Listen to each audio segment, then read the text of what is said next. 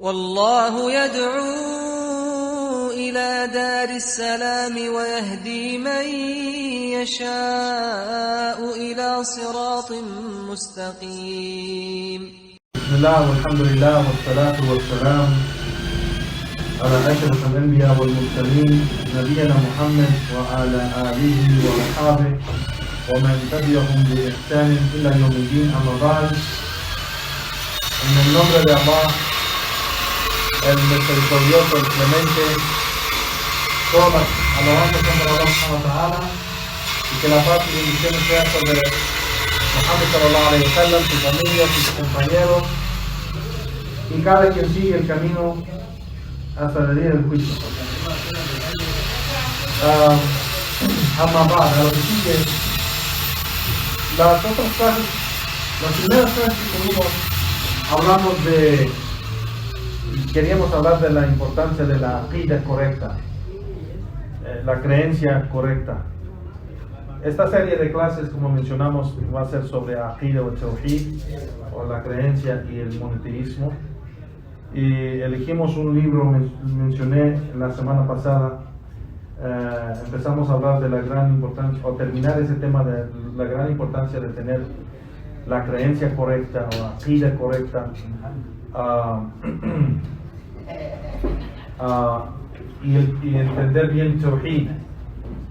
Y mencionamos que íbamos a usar una compilación de un sabio grande, que es una compilación de los escritos del imam wa Sheikh Muhammad Abdul Wahhab rahimahullah.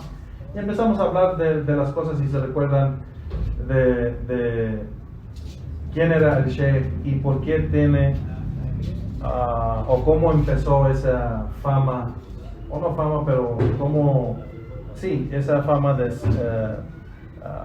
de que su camino era un nuevo camino o una nueva escuela de Islam o algo inventado. Y toda la gente que empieza a hablar de tawhid y advertir contra el shirk, o llamar a la sunnah y advertir contra la bid'ah o innovación, le llaman a esa persona wahhabi. Y hablamos y mencionamos quién es o qué es en realidad un wahhabi. Es un nombre o término inventado que no tiene ningún presidente, o no tiene ningún origen antes de que esa gente enemiga de la Sunna y la gente de la Sunna. Lo sigue que Imam Hanafi dice Hanafi. También no debe de decir Hanafi. No, pero esta es una escuela de jurisprudencia. No hay nada mal de decir eso. Esta gente que dice Wahhabi, lo dicen porque lo dicen nadie que dice Hanafi, el hermano es Hanafi, no implica él es desviado. Eso implica él sigue la escuela de jurisprudencia de Imam Abu Hanifa. Si él dice yo soy Maliki, eso no implica, o si yo les digo el hermano es Maliki, eso para nada implica que él es desviado. Eso implica solamente que él sigue la escuela de jurisprudencia del Imam Malik. Hanbali, lo mismo. Shafi'i, lo mismo. Pero Wahhabi, no. Los enemigos del Imam Sheikh Muhammad Abdul Wahhab empezaron ese término, ese apodo. Ese apodo quiere decir es un desviado extremista que no sigue el verdadero Islam. Él es cuando dice Wahhabi, es decir, él trae cosas nuevas y exagera en varios temas. ¿Vale? ¿Por qué? ¿Quién empezó ese apodo? Los Shia y los Sufis, en el tiempo de Muhammad Abdul Wahhab. En su tiempo, no después. En su tiempo empezaron a decir la gente, los alumnos de él que hacían da'wah en Arabia, les empezaron a poner ese apodo Wahhabi. Porque no es una escuela. Sheikh Muhammad Abdul Wahhab no tuvo una escuela de jurisprudencia. Sheikh Muhammad Abdul Wahhab era Hanbali de su jurisprudencia. Era Hanbali, seguía la escuela de jurisprudencia del Imam Ahmad ibn Hanbal. Él no tenía, no hay ahorita en este día, ni antes ni nunca hubo una escuela de jurisprudencia de Imam Muhammad Abdul Wahhab, nunca. Pero la gente llama a la persona de Sunnah Wahhabi, porque la gente que sigue el camino de Muhammad Abdul Wahhab se enfoca en Tawhid, se enfoca en Aqidah, se enfoca en Sunnah. Entonces, cada cosa que hacen las diferentes sectas y grupos y gente, aunque se ascriben a Sunnah o a las escuelas de jurisprudencia de Sunnah, pero en su práctica hacen cosas diferentes al Imam Malik, hacen cosas diferentes a Abu Hanifa, hacen cosas diferentes al Imam Shafi'i. Por ejemplo, les damos un ejemplo. Hoy en día celebran el día del nacimiento del profeta sallallahu alaihi wasallam. Hanafis, Malikis, Shafi'is, Hanbalis, no tiene nada que ver con la escuela de jurisprudencia, pero gente que dice, yo soy Maliki, yo soy Shafi'i, yo soy Hanafi, yo soy Hanbali. Gente que dice eso celebra esa innovación. Más que el Hanafi. Lo que sea, no importa más de quién, pero se celebra en todas las escuelas, porque no estamos enfocándonos en ninguna escuela, estamos enfocando en la acción que es innovación. Esa acción de innovación, cuando la gente de Sunnah dice esto es innovación, no se debe de hacer, van a decir, él es Wahhabi. Van a decir, ¿por qué? Porque según los Wahhabis tienen esa fama de ser extremistas. Y nosotros mencionamos la semana pasada de que los libros han compilado todos los libros y escritos de Sheikh Muhammad Wahhab, que yo tengo esa compilación, pero hay muchos hoy en día lo tienen, pero viene en 23 tomos. Es grandísimo. Los tomos así, hay unos que son muy gruesos, pero son de 23 tomos. Es grandísimo el obra de esa compilación, ¿no? Entonces quiere decir que el imam escribió en cada tema de las ciencias del Islam: Aqidah, Tawhid, Iman, Hadith, Tafsir, Fiqh, Usul al-Fiqh, Usul al-Tafsir, Tarikh, varios temas que la gente no sabe que el Sheikh Muhammad Wahhab era un imam en el tema, ¿vale? Bueno, lo que queríamos decir es de que Sheikh Muhammad Wahhab, aunque tiene muchos escritos, hasta la fecha no han podido sacar de ninguno de sus libros algo que opone el Corán y la Sunnah y la práctica de los Sahaba. Así que la gente que tiene algo contra Sheikh Muhammad Wahhab es toda esa gente que no le gusta que su práctica o su grupo o su sheikh es refutado por el imam Muhammad Wahhab o de los alumnos de Muhammad Wahhab o de los sabios grandes que siguen ese mismo camino, que es el camino de los sahabas. No es que estamos siguiendo el camino de Sheikh Muhammad Wahhab, estamos siguiendo el camino de los sahabas. Sheikh Muhammad Wahhab era un sabio que seguía ese camino, Corán, Sunnah y el entendimiento y práctica de los sahabas. Así que nosotros lo que nos importa es evidencia, sea que viene del Imam Malik o del Imam Abu Hanifa o del Imam Shafi'i, Imam Ahmed o cualquiera de los sabios después de ellos, como Imam Sheikh Islam Ibn Taymiyyah, Imam Ibn Qayyim, Ibn Rajab, Ibn Kathir, Tabari, o sea, todos los grandes imams de la Sunnah, aunque los amamos a todos, lo que nos importa a nosotros es evidencia, no solo lo que dijo el imam. Hasta la fecha podemos beneficiar de Sheikh fulano y de Sheikh fulano, pero no nos importa solo el Sheikh solo porque se llama Sheikh fulano. Nos importa de lo que nos enseña de evidencias del Corán y la Sunnah y la práctica de los Sahaba. Entonces igualmente Sheikh Muhammad Wahhab, rahimahullah, no nos importa porque él es Sheikh Muhammad Wahhab, nos importa de lo que enseña del Corán y la Sunnah y la práctica de los Sahaba. Así que de la compilación de este Sheikh el sheikh que hizo la compilación se llama el Sheikh al-Da'jani. El-Da'jani, él hizo esta compilación de los varios escritos de Sheikh Muhammad Wahab, de varios temas que él escribió en otros libros, pero él los sacó para hacer capítulos en este libro de temas importantes de Aqida y Tawhid. Entonces, es de gran beneficio el libro, y por eso lo escogí, porque tiene diferentes temas dentro del gran tema de Aqida y el gran tema de Tawhid. Y empieza el Sheikh con una de las cosas más grandes y más importantes para el musulmán, o cada musulmán, saberlo, entenderlo y practicarlo en su vida, porque es lo que lo va a ayudar en cuanto sale de esta vida. Cuando el musulmán sale de esta vida, ¿para dónde se va? A la tumba. Entra en la vida de la tumba. ¿Cómo se llama? ¿Saben? ¿Alguien sabe cómo se llama? Esta vida se llama dunya.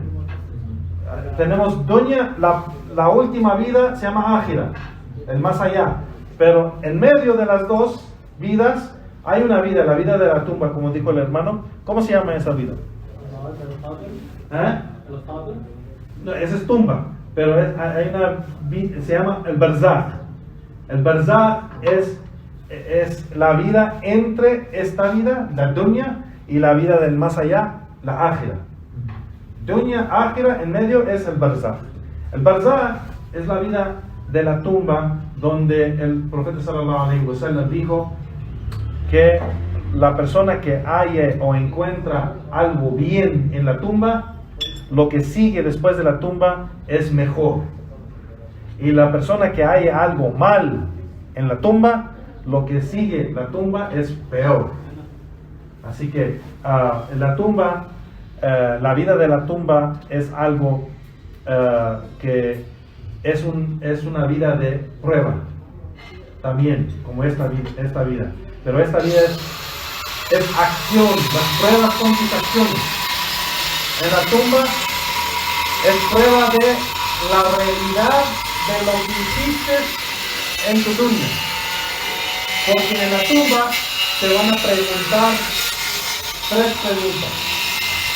El profeta sallallahu alaihi wasallam, cuando habló de ese hadith de los ángeles que van a llegar a cada persona en la tumba, cada hijo de Adam, cada alma que sale de esta vida y entra a la vida de la tumba, sea que fue enterrado en una tumba o no, puede ser que fue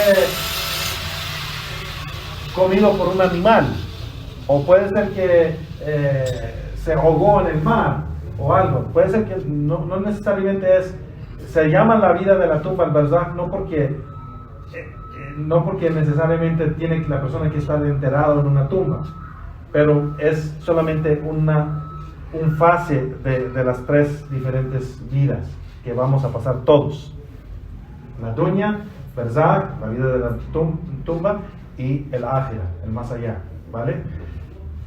En la tumba, el profeta sallallahu alaihi wasallam dijo, cuando el hijo de Adam entra a la tumba, le va a llegar 2 ángeles. 2 ángeles, Munkar y Nakir.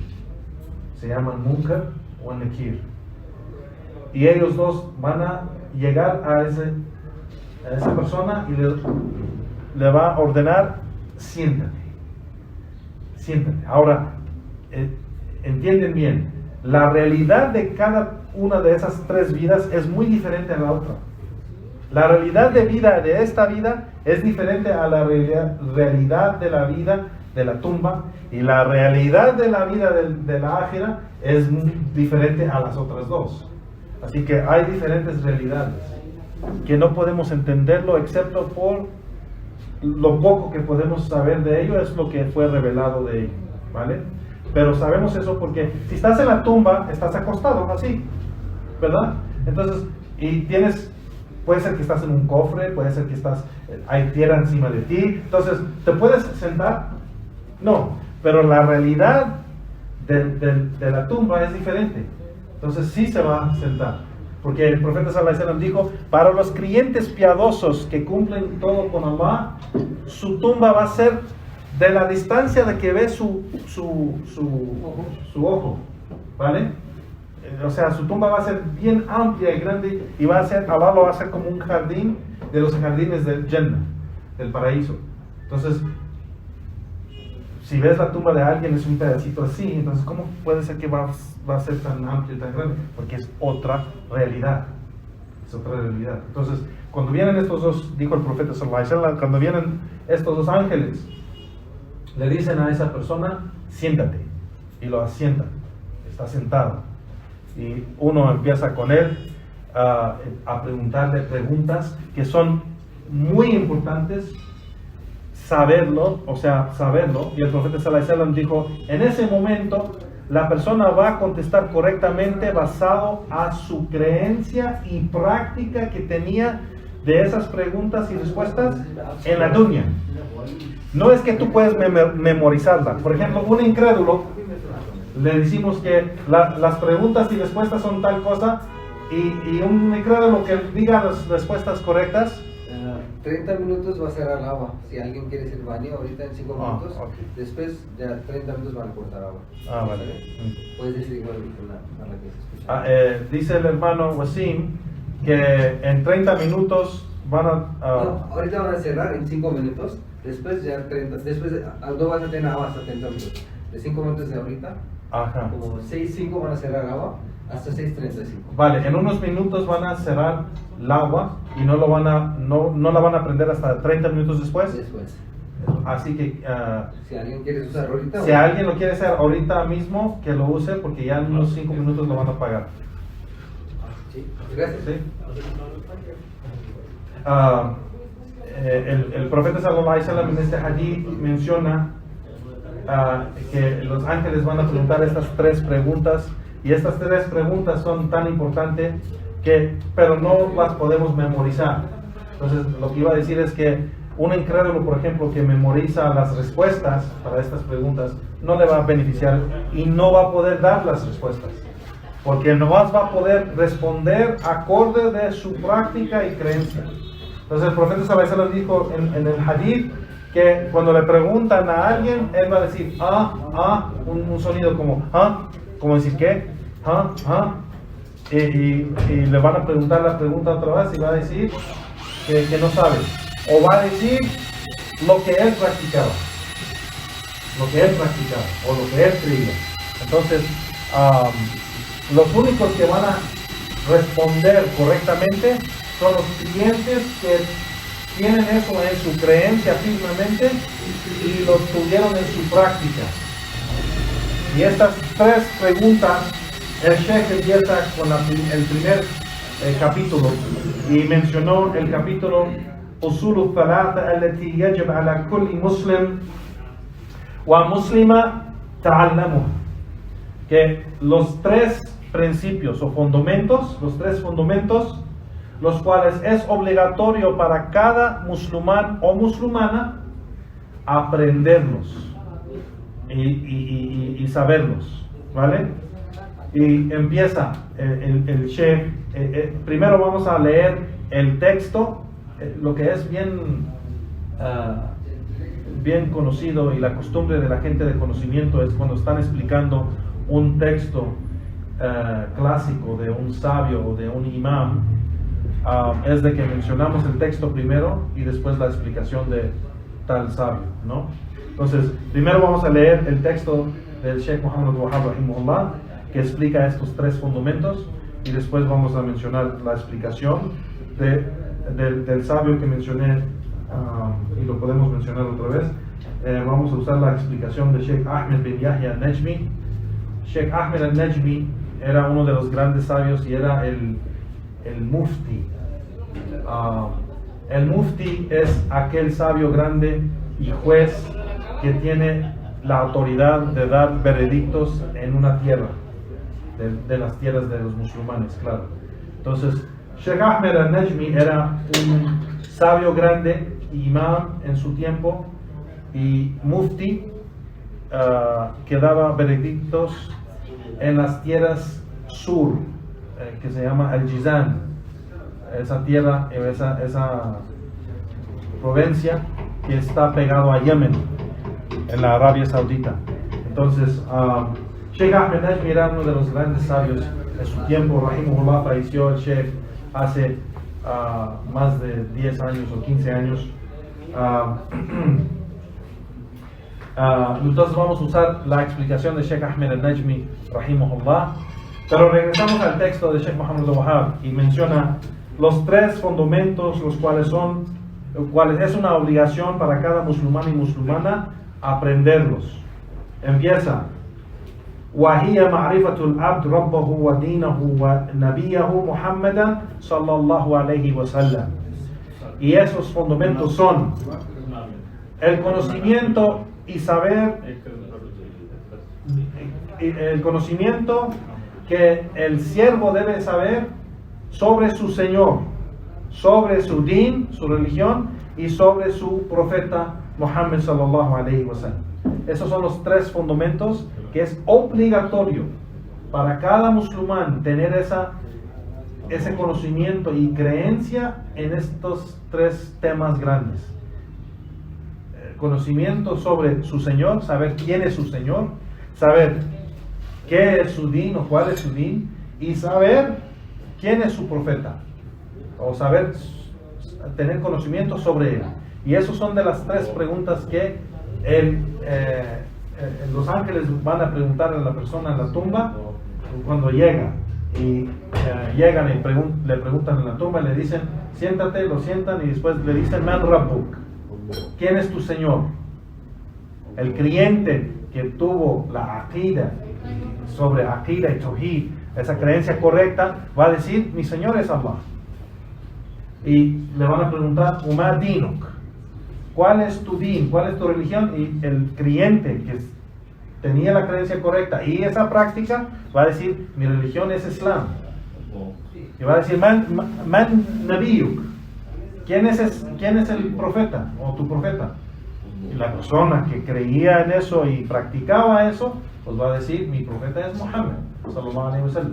Entonces esas son las 3 preguntas que el Sheikh Muhammad al-Wahhab menciona aquí, que es importante para cada musulmán y musulmana entender con detalle estos 3 fundamentos basado en esas 3 preguntas que el profeta sallallahu alaihi wasallam dijo que los ángeles van a preguntar a cada persona en la tumba.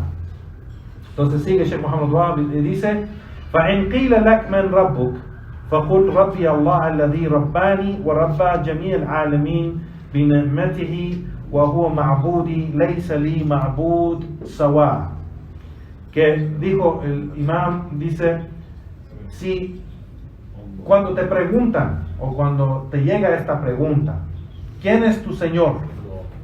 Di, mi Señor es Allah, aquel que me ha creado y ha creado a toda la creación con su gran favor y bendición, y Él es mi Dios, yo lo adoro a Él y no tengo ningún Dios excepto Él. ¿Vale? Sigue Sheikh Muhammad al-Wahhab y dice: وَإِذَا قِيلَ لَكْ مَا دِينُكَ فَقُلْ دِينِي الْإِسْلَامُ وَهُوَ اسْتِسْلَامٌ لِلَّهِ بِالتَّوْحِيدِ وَالْانْقِيَادُ لَهُ بِالطَّاعَةِ وَالْبَرَاءَةُ مِنَ الشِّرْكِ وَأَهْلِهِ. Que si te preguntan o te llega esta pregunta, ¿cuál es tu religión? Di, mi religión es el Islam. Mi religión es el Islam. Y el Islam significa al-istislam lillahi bit-tawhid wal-inqiyadu lahu bit-ta'a. Yani que el Islam significa sumisión completa a Allah con tawhid, con monoteísmo, es decir, adorándolo a Él solo y único, rendiéndose a Él en obediencia y alejándose completamente del shirk, las acciones del politeísmo y su gente. Eso es el din del Islam. El din del Islam, en el significado del Islam, tiene esas 3 cosas en su significado, que es istislam lillahi bi-tawhid, someterse a Allah subhanahu wa ta'ala completamente, con tawhid, con monoteísmo, es decir, adorarlo a Él solo y único, y rendirse a Él en obediencia. Cuando nosotros decimos la ilaha illallah, no solo estamos diciendo, bueno, mi Dios es Allah, o no hay otro Dios excepto Allah. No, estamos diciendo, no voy a dirigir ninguna acción de adoración a otro en vez de Allah, y yo voy a obedecer mi Señor, y me voy a alejar de shirk.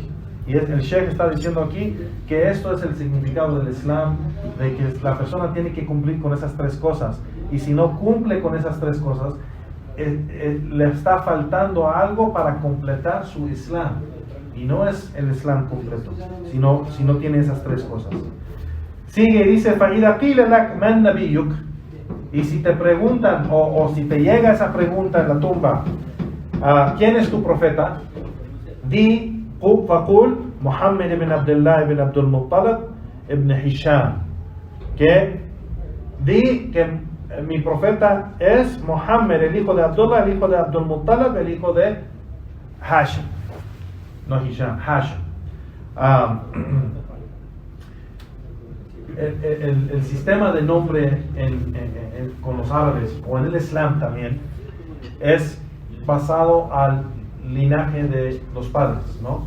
Entonces, soy mi nombre, después mi nombre de mi padre, mi abuelo, mi bisabuelo, y así, hasta digamos 4, 5, 6 padres que llega, puede ser, generalmente si llegas a 4, 5 o 6 atrás, llegas a un padre donde es el jefe, o es el nombre que ese clan se refiera, o regresa a ese clan.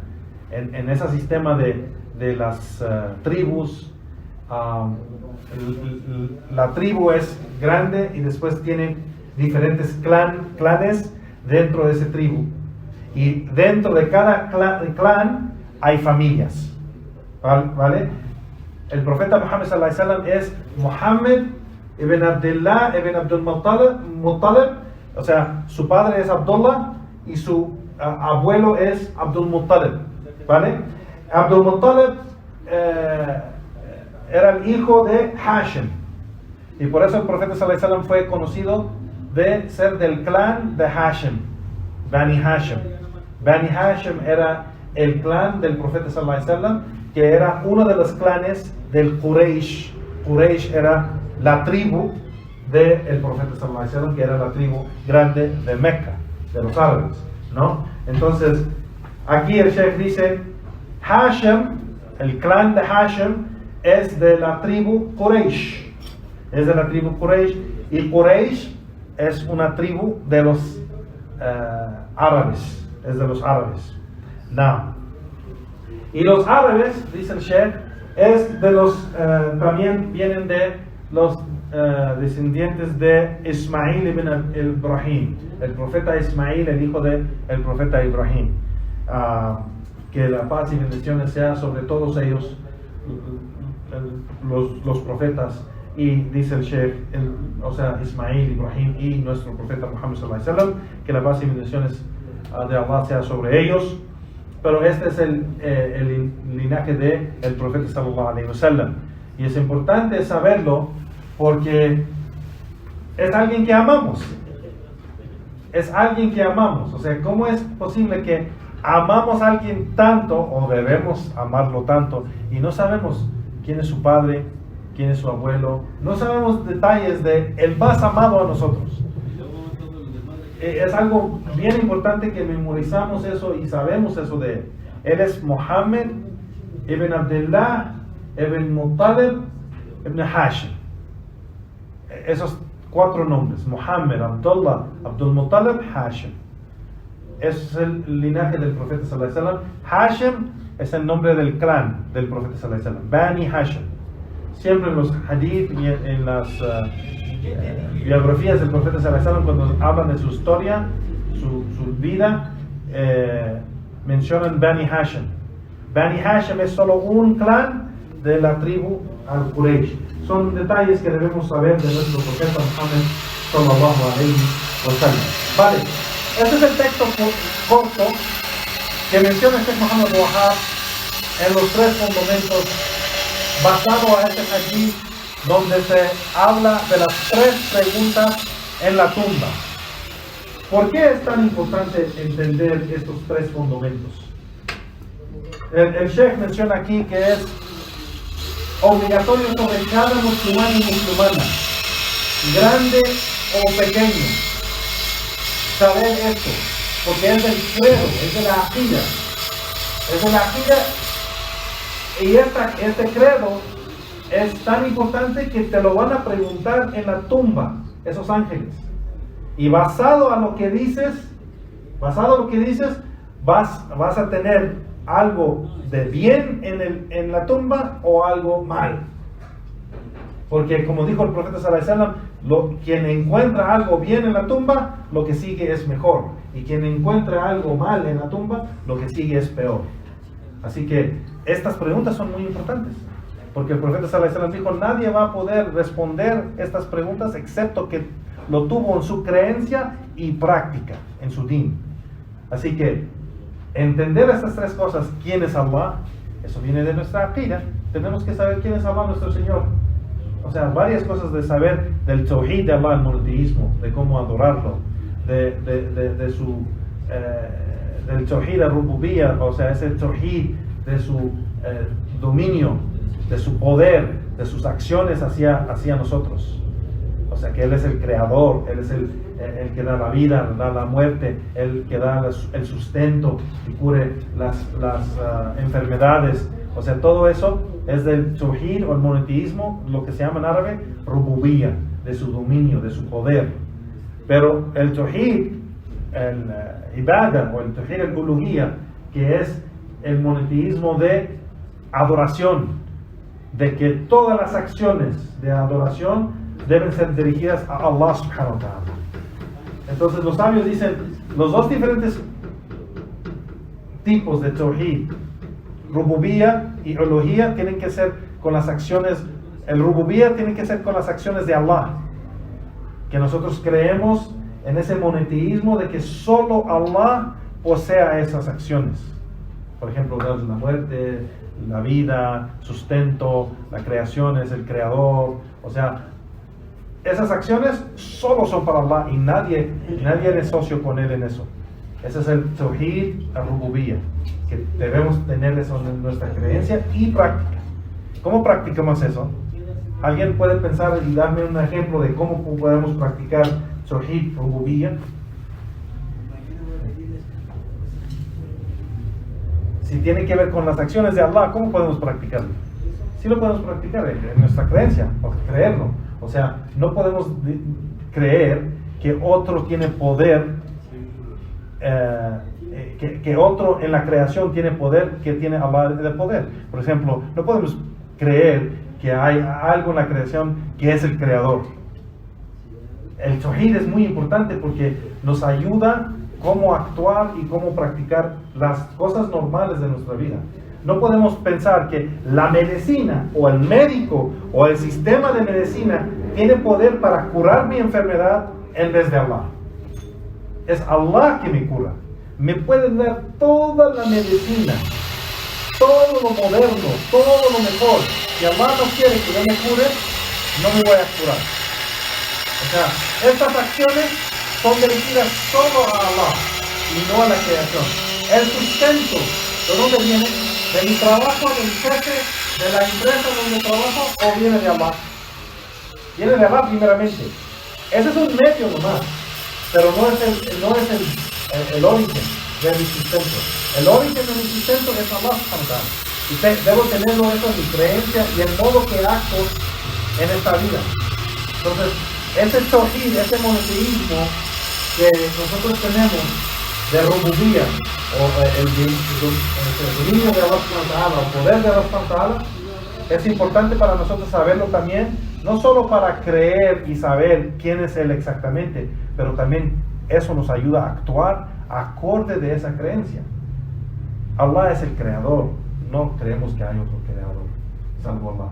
Allah es el sustentador, el que da el sustento a toda su creación, no solo a nosotros, a toda la creación.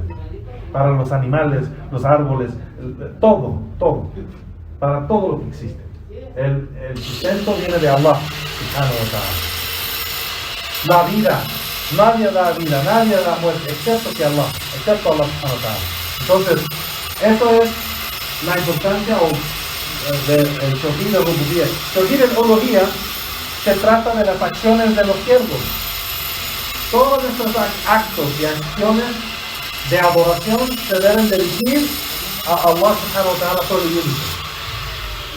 Si dirigimos algo de adoración a otro en vez de Allah, eso es shirk, politismo. Por ejemplo, hay sectas del Islam, se dicen musulmanes, que dirigen súplica, invocan a sus sheikhs o a sus imams o a los muertos de la tumba, van y los visitan y hacen dua a ellos. O sea, todo eso es shirk, todo eso es una práctica de politismo, todo eso son acciones de politismo, aunque la gente se dice musulmana, aunque la gente se dice creyente, pero no son acciones de creyentes, ni son acciones de musulmanes, son acciones de politeístas, paganos, aunque se llama Muhammad, aunque se llama Ahmed, Abdullah, Fátima, Aisha, tienen esos nombres islámicos, pero tienen esas acciones, no son musulmanes. No lo digo yo no voy a decir a un hermano o hermano, eres incrédulo. No es para mí decirlo, pero esas acciones sacan a la persona del Islam, y eso es entre Allah y ellos. O sea, porque esas acciones sacan a la persona del Islam, porque sabemos que nuestra fe tiene condiciones y tiene límites, los cuales no podemos cruzar, porque si las cruzamos salimos de esos límites del Islam. Saliendo de los límites del Islam, sales de la religión. Por ejemplo, aunque la persona toma su shahada y es musulmán, pero dice, bueno, yo creo en la Virgen María, que ella es una santa, y yo cada noche le suplico que me ayude, y no sé qué. Esa acción es politismo. Esa es una acción del politismo, y eso saca a la persona del Islam si pone eso en práctica. ¿Sí me explico? Entonces, saber que es importante el tawhid de adoración, que todos los actos de adoración solo se dirigen a Allah subhanahu wa ta'ala, eso es importante. Igualmente, el tawhid y la creencia de los nombres y atributos de Allah subhanahu wa ta'ala, que Allah es único en sus atributos, y todos sus nombres y atributos son perfectos y completos, que nadie en la creación tiene atributos perfectos y completos. Por ejemplo, nuestra vista no es completa para nada, ni es perfecta, pero la vista de Allah es completa y perfecta. Allah puede ver todo, no hay nada que escapa la vista de Allah subhanahu wa ta'ala. Imagínense, ni siquiera podemos entender eso. Ni siquiera podemos entender la vista de Allah. Por ejemplo, si yo te veo a ti, no puedo verlo a él, pero Allah puede vernos a todos y a toda la creación, no solo los seres humanos, a toda la creación. Allah, nada escapa a la vista de Allah, ni escapa el oído de Allah, ni el conocimiento de Allah. Esos atributos son perfectos y completos. Es de nuestra creencia creer eso. Entonces, esto es importante saber, esta primera pregunta, ¿quién es tu Señor? Saber, para poder decirlo en ese tiempo, cuando estás en tu tumba, y decir, mi Señor es Allah, es porque tu creencia en Él era correcta. Tu práctica y tus acciones eran acorde de esa creencia. Entonces, si tú dices, mi Señor, o sea, si tú ahorita vivo dices, mi Señor es Allah, pero estás suplicándole a un santo, entonces no vas a poder, porque no estás cumpliendo y no sabes quién es tu Señor. Tu Señor es aquel que es el único que merece ser adorado, y nadie más merece ser adorado. Entonces, si estás suplicando o adorando a otro en vez de Allah, no estás cumpliendo con lo que debes de saber de tu Señor para poder mencionar o para poder decir en tu tumba, mi Señor es Allah. ¿Vale? Igualmente el Sheikh menciona de decir, cuando te preguntan ¿qué es tu din? ¿Cuál es tu religión? No vas a poder decir, mi religión es el Islam, si no practicabas el din. Si no ponías en... Todos tenemos fallos, errores, pecados. Claro, caemos en pecados, caemos en fallos, errores. Pero estamos hablando de generalmente lo que se practica. Tu creencia y tus dichos y tus acciones generalmente están acorde de los mandatos de Allah, lo que Allah te ordena. Si eres un practicante de eso, aunque digamos tengas pecados, pero eres practicante del din de Allah, de la legislación de Allah, entonces inshallah esperamos que podemos ser de esa gente que cuando el ángel nos pregunta ¿cuál es tu religión? Podemos decir el din de Allah o el din del Islam, la religión del Islam, porque éramos de esa gente que practicábamos el Islam correctamente. Pero no puedes practicar el Islam correctamente si no lo sabes. Entonces por eso el profeta sallallahu alaihi wasallam dijo talabat al-ilm farida ala kulli muslim. La búsqueda del conocimiento es obligatorio sobre cada musulmán. ¿Vale? Entonces, ¿por qué? Porque es obligatorio el conocimiento para saber qué es tu religión, para poder practicarlo correctamente. Entonces, no vas a poder responder correctamente en la tumba y decir mi religión es el Islam si no sabes cómo practicar tu religión correctamente. ¿Sí me explico? Igualmente la pregunta ¿quién es tu profeta? No vas a poder o no vamos a poder responder mi profeta es Muhammad sallallahu alaihi wasallam si no sabemos quién es y si no sabemos nada de su sunnah y no practicamos su sunnah. Porque es obligatorio practicar y seguir la sunnah del profeta sallallahu alaihi wasallam. Entonces necesitamos conocimiento, como dice el Sheikh, de estas tres cosas para poder creer en ello correctamente, practicarlo correctamente y así y solo así se va a poder responder en ese día a esas tres preguntas. ¿Sí pueden prender las luces aquí? ¿No están las luces ahí? Sí, gracias. Vale, Sheikh Ahmed al-Najmi, rahimahullah, el Sheikh que explica este libro, empieza y dice sobre lo que comenta sobre el texto que mencionamos o leímos del Sheikh Muhammad Wahab, y empieza y dice, el nombre de este libro se llama Al-Wajibat al-Mutahattimat Ma'rifa ala kulli muslim wa muslima. Las obligaciones esenciales de conocimiento para cada musulmán y musulmana. O sea, el libro o esta compilación de temas importantes de la creencia y de monoteísmo son obligaciones que necesitamos saber para algo, o sea, son obligaciones del conocimiento que necesitamos saber cada uno de nosotros, cada musulmán y musulmana. ¿Por qué necesitamos saberlo? Porque son de la creencia que nos va a salvar del fuego, nos va a salvar del castigo de Allah subhanahu wa ta'ala en esta vida y en la próxima. Así que lo nombró así el Sheikh porque son de temas muy importantes sobre Tawhid, como mencionamos, Aqida o sus opuestos como Shirk, Kufr, esas cosas, ¿vale? Y menciona y dice, el Sheikh Ahmed al-Najmi rahimahullah dijo, así es, así como menciona el nombre, no es permitido que ningún musulmán o musulmana sea ignorante de estos temas tan importantes, ¿vale? Y eso es tener conocimiento de quién es su Señor, qué es su religión y quién es su profeta, el profeta Muhammad sallallahu alaihi wasallam. Acerca de quién es o tener conocimiento de quién es su Señor, pues el siervo debe de saber que Allah subhanahu wa ta'ala es su Señor y lo debe reconocer por las ayat o las señales o los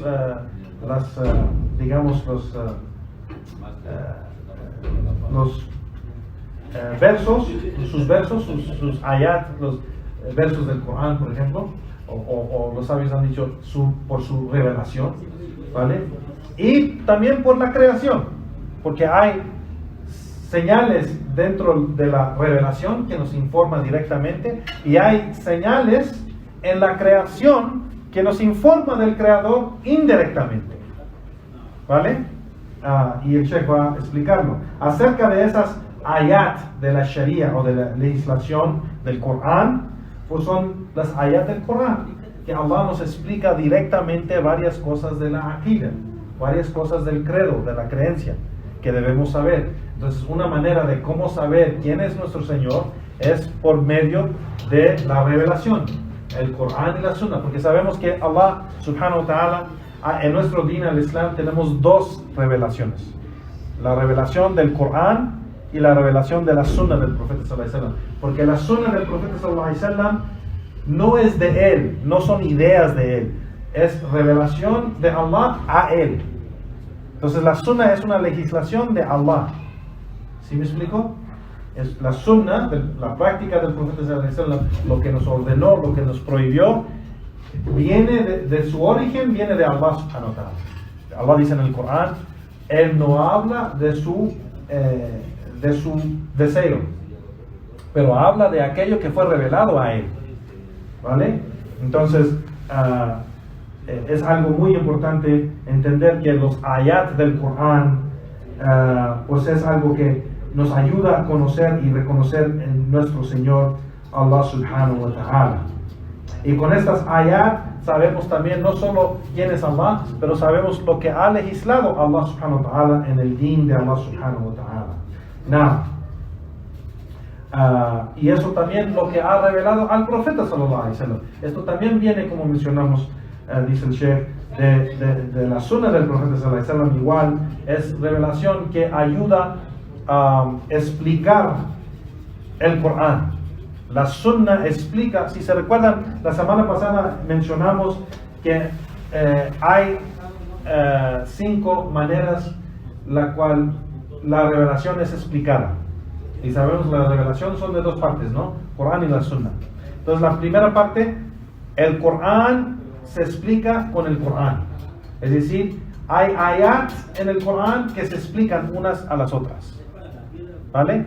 Hay ayat que Allah ha revelado que explica otra ayat, ¿vale? Entonces, explicación del Corán al Corán. Explicación de la Sunna al Corán. Que hay ahadith del profeta sallallahu alaihi wasallam explicando ayat del Corán. Entonces, el Corán explica el Corán, la Sunna explica el Corán. Igualmente, hay hadith de la Sunna donde la Sunna explica la Sunna. Hadith que explica otro hadith, ¿vale? Igual los Sahaba, hay narraciones de los Sahaba que explican el Corán, y el quinto que explican la Sunna, ¿vale? Entonces las narraciones de los Sahaba son muy importantes porque ellos fueron los testigos. Ellos vieron cuando Allah reveló esta aya o cuando el profeta sallallahu alaihi wasallam dijo tal hadith. Entonces los dichos y las narraciones de los Sahaba, hay narraciones donde ellos explican el Corán también, que mencionan esta aya fue revelado en esta época con el propósito de esto, porque pasó esto y esto y esto, ¿vale? Las narraciones dan un entendimiento del Corán. Igualmente los Sahaba explican la Sunna, porque también escucharon al profeta sallallahu alaihi wasallam decir tal y tal cosa, y ellos estuvieron ahí y fueron testigos. Entonces sabemos que en estas maneras se explica pero Allah subhanahu wa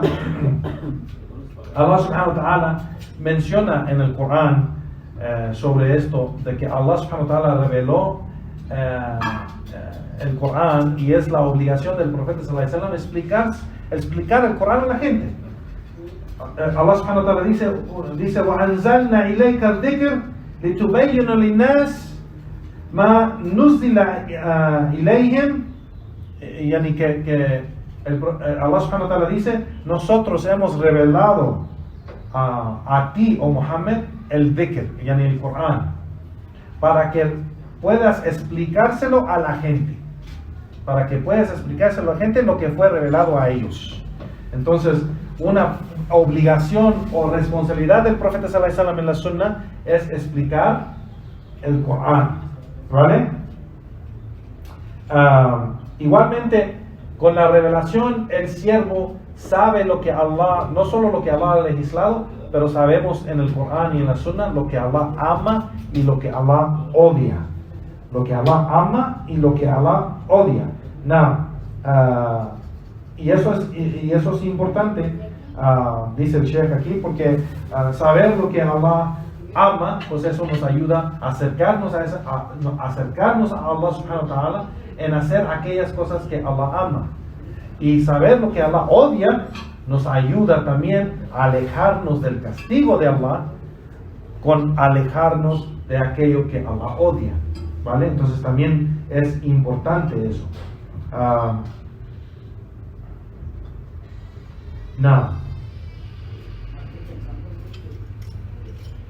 Mira, Allah subhanahu wa ta'ala, dice el Sheikh, que ha revelado este Corán al profeta sallallahu alaihi wasallam como guía y como luz y como un camino para que sea el profeta sallallahu alaihi wasallam un ejemplo para nosotros en cómo seguir el Corán. Seguimos la sunna del profeta sallallahu alaihi wasallam. Si queremos seguir a Allah en sus mandatos y todo lo que nos ha prohibido, pues tenemos que seguir la sunna del profeta sallallahu alaihi wasallam, porque Allah subhanahu wa ta'ala nos dijo en el Corán, es más, se lo dijo al profeta sallallahu alaihi wasallam: "Qul in kuntum tuhibbuna Allah fattabi'uni yahbibkum Allah wa yaghfir lakum dhunubakum."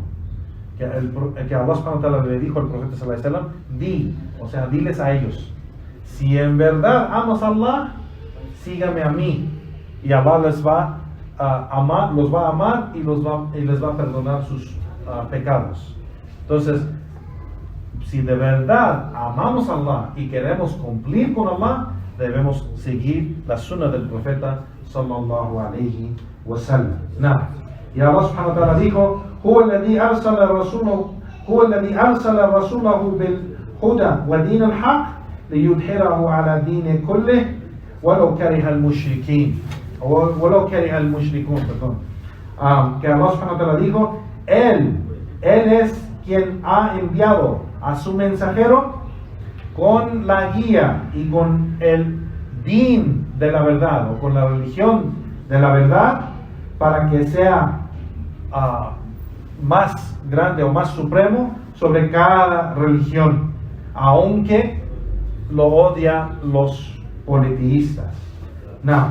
Entonces, aquí ya Juan Barakallahu Fikum, el siervo no puede ser ignorante de estas tres cosas, o estos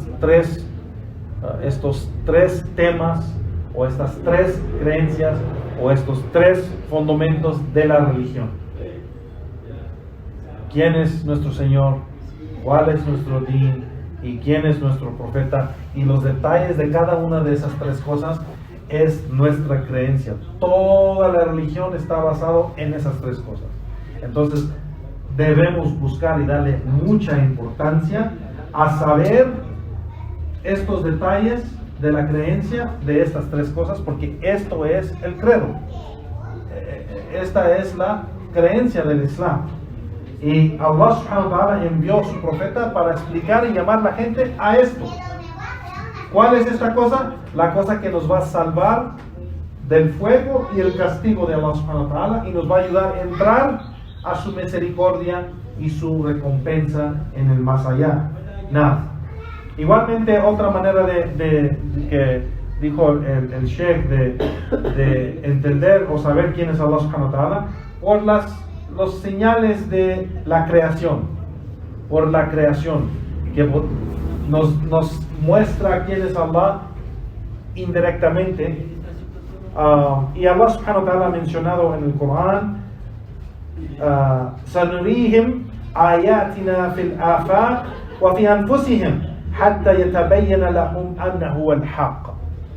Que Allah subhanahu wa ta'ala dijo: y los vamos a hacer ver nuestros señales en la creación y en ellos mismos, hasta que se les aclare a ellos que Él es la verdad. que Él es la verdad. Entonces Allah subhanahu wa ta'ala dice en el Corán que en la creación, si vemos nomás la creación, podemos reflexionar en la creación y saber, Allah es el creador perfecto. Allah es el que sabe todo. Allah es el misericordioso. Allah es el clemente, el compasivo. Allah es el poderoso, el fuerte, el generoso. O sea, podemos mencionar varios nombres y atributos de Allah solo en ver la creación. Sabemos que Él es el creador, el que da la vida, el que da la muerte. Solo con ver la creación sabemos que tiene que existir. Si existe la creación, existe un creador. Y si existe un creador de esta gran creación, tiene que ser sabio. Tiene que ser saber todo. Porque hizo esto con su conocimiento completo. Entonces, aquí Allah subhanahu wa ta'ala dice, nos va a enseñar las señales de quién es Él, de la creación y hasta en nosotros mismos. Hay señales. Si vemos los médicos, los científicos, esa gente de la ciencia, ellos deben ser los más grandes creyentes, pero no lo son. Son los más grandes incrédulos, subhanallah.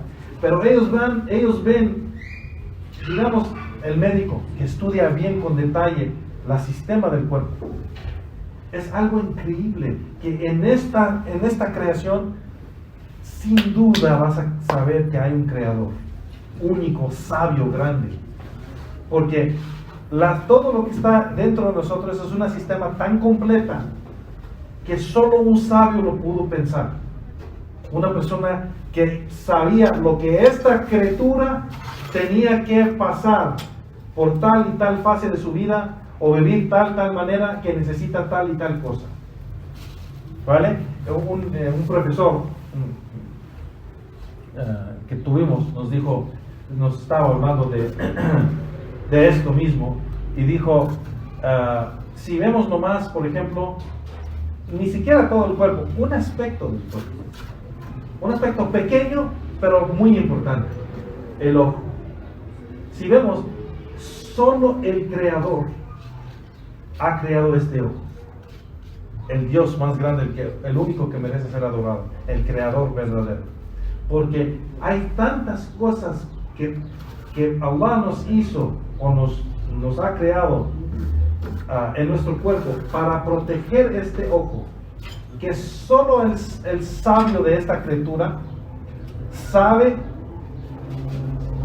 la importancia de este ojo para él, la importancia primeramente, y todo lo que les podía pasar para dañar este ojo. Entonces puso en su cuerpo tantos mecanismos que iba a proteger ese ojo o esa cosa tan importante. Y el sheikh, el profesor nos mencionó, no sé, unos 30, 40 cosas que proteja este ojo. Si hablamos de una de las cosas pequeñas, digamos, lo que es obvio, ¿no? Lo que es obvio afuera que podemos ver, todo esto lo que vemos afuera es para protegerlo. La ceja, proteja de tierra o sudor o algo que entre fácilmente al ojo desde arriba, la pestaña, ¿cómo se dice? ¿Cómo se dice en español? ¿Esto? Párpado. Todo esto es para proteger el ojo, ¿vale?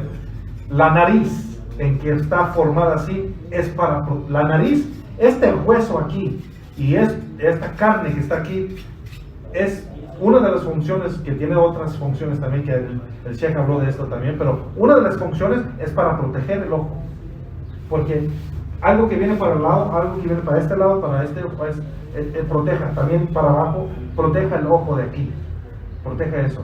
Igual la forma del cráneo, o sea, esto aquí donde está, esto de arriba, donde sube y se hunde, toda esa forma es para proteger el ojo.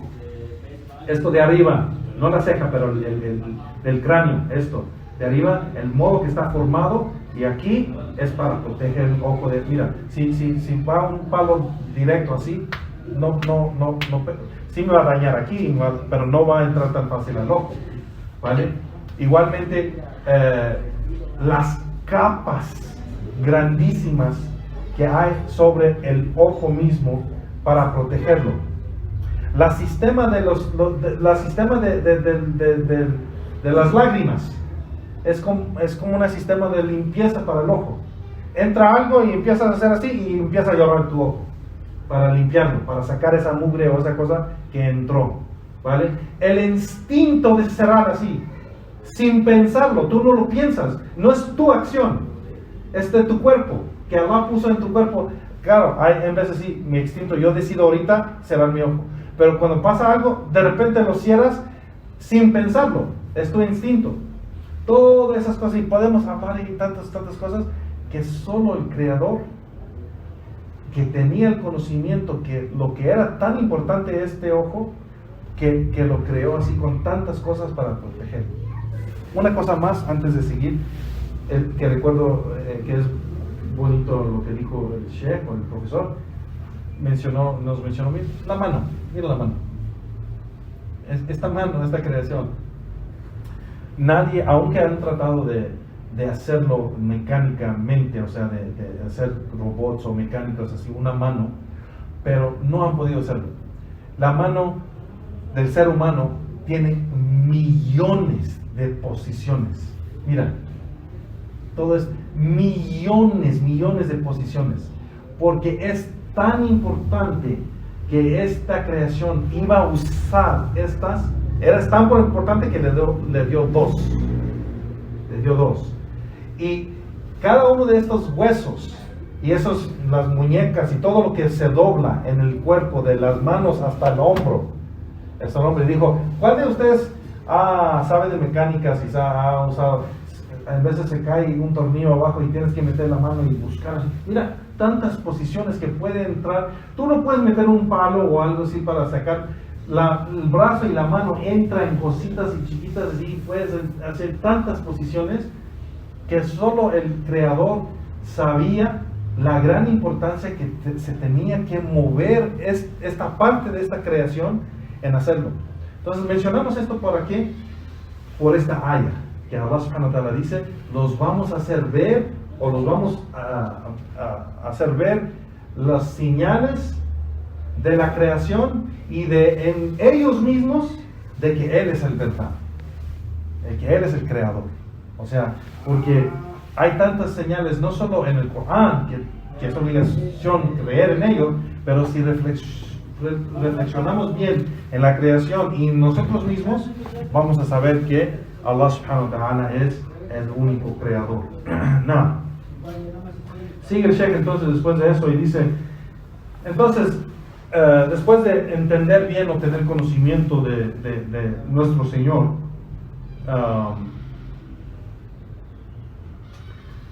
esto nos lleva al siguiente paso, que es muy importante igual, no solo reconocer a nuestro Señor, pero adorarlo, el Tawhid. Entonces, saber el Tawhid de Allah subhanahu wa ta'ala.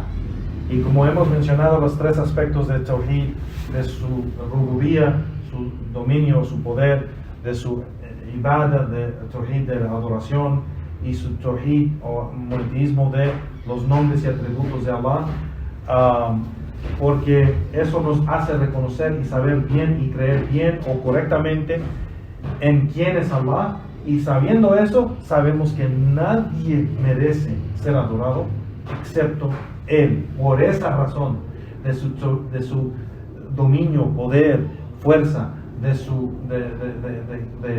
nombres, atributos que mencionamos que son completos y perfectos, que nadie tiene eso excepto Él. Nada de la creación es completo o perfecto en sus atributos, y solo Allah subhanahu wa ta'ala tiene en sus atributos y nombres esa perfección y son completos completamente.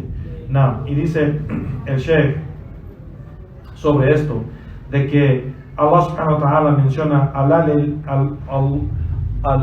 lillahi dinul khalis. ¿Acaso no el din o la religión es solamente para Allah y sinceramente para Allah subhanahu wa ta'ala?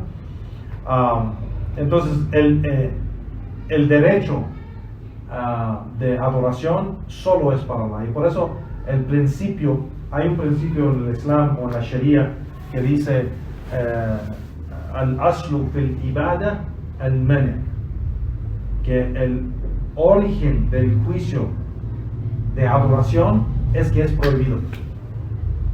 O adoración en cualquier forma es prohibido. Illa binas shar, excepto con un texto de la Sharia. Y por eso el testimonio de fe es la ilaha illallah, que significa no hay adoración a nada. Entonces el origen del juicio es que no hay adoración a nada. No hay adoración a nada. Illallah, excepto a Allah. Entonces el origen de adoración, el juicio de adoración, es algo importante saber y entenderlo bien, de que no se hace en ninguna forma excepto para Allah. Y no se hace aún a Allah excepto con la sunna del profeta sallallahu alaihi wasallam. No se usa con nuestra razón o intelecto o práctica o cultura o amor para fulano o cualquier grupo o secta o religión.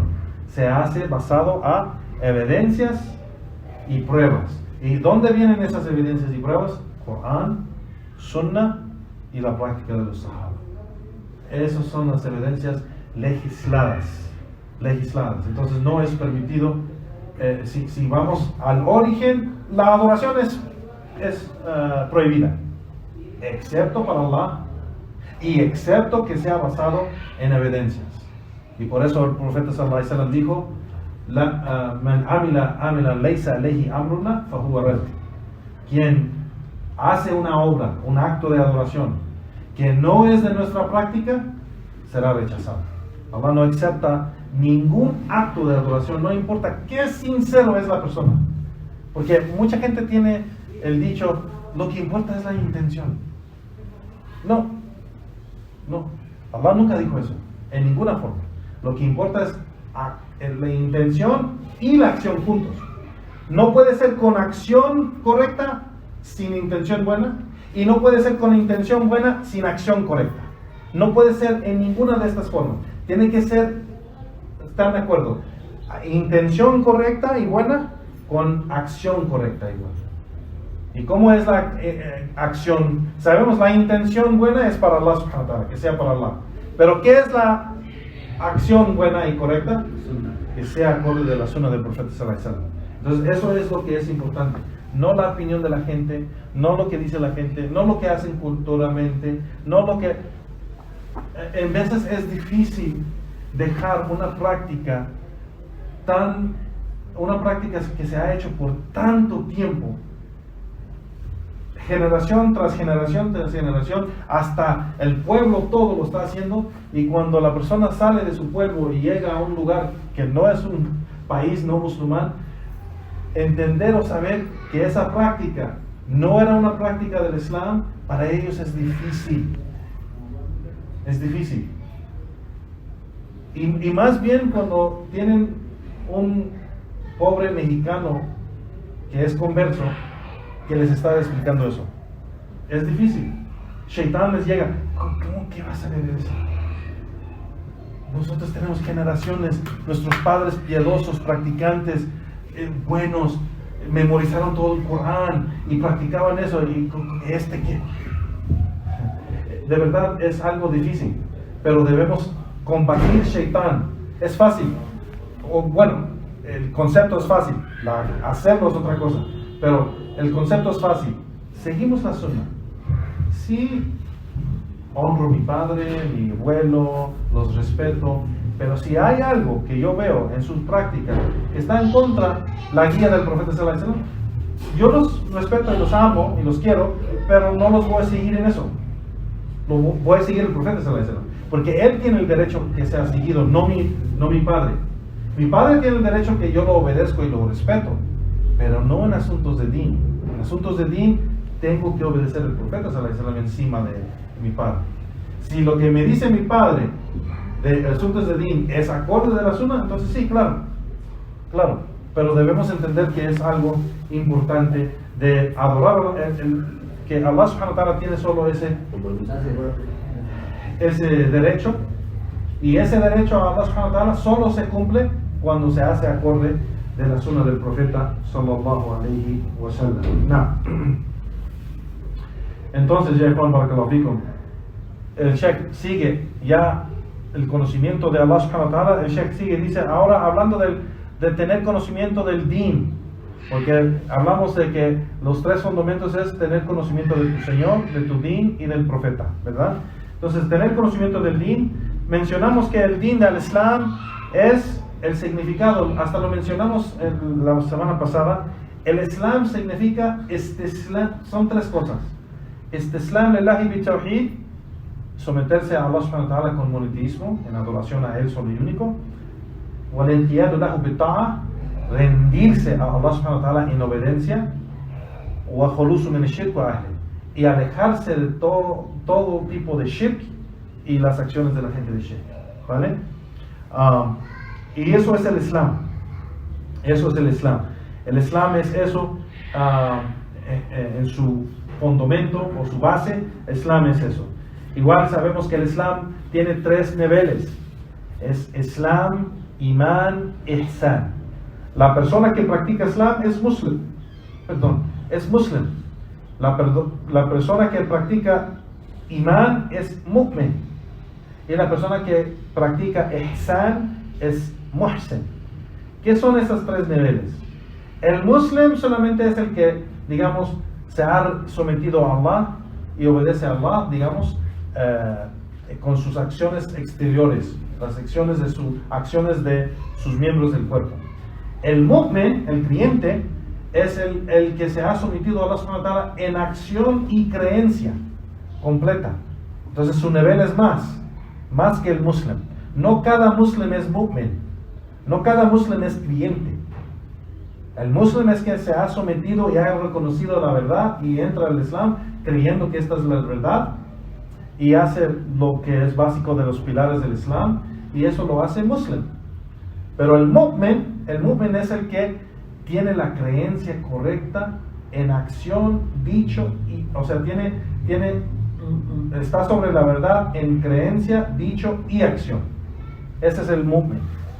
Y el muhsin es el que hace más, el que quiere acercarse a Allah subhanahu wa ta'ala en hacer las acciones buenas, afuera de estar en sus acciones correctas y creencia correcta y dicho correcta, hace más aún para perfeccionar sus acciones, para acercarse a Allah subhanahu wa ta'ala. Ese es el muhsin, el que adora a Allah subhanahu wa ta'ala como que si lo ve, sabiendo que él no lo puede ver a Allah subhanahu wa ta'ala, pero Allah sí lo ve. Allah sí lo puede ver. Entonces hay tres niveles, dice el Sheikh, y cada uno de estos niveles tiene sus pilares. Y esto lo podemos ver en el hadith de Jibril alayhi salatu wassalam, del hadith de Imán, y si sabemos ese hadith que está reportado en el Sahih al-Bukhari y Muslim, el hadith de Jibril. El hadith de Jibril, ya Juan barakallahu fikum,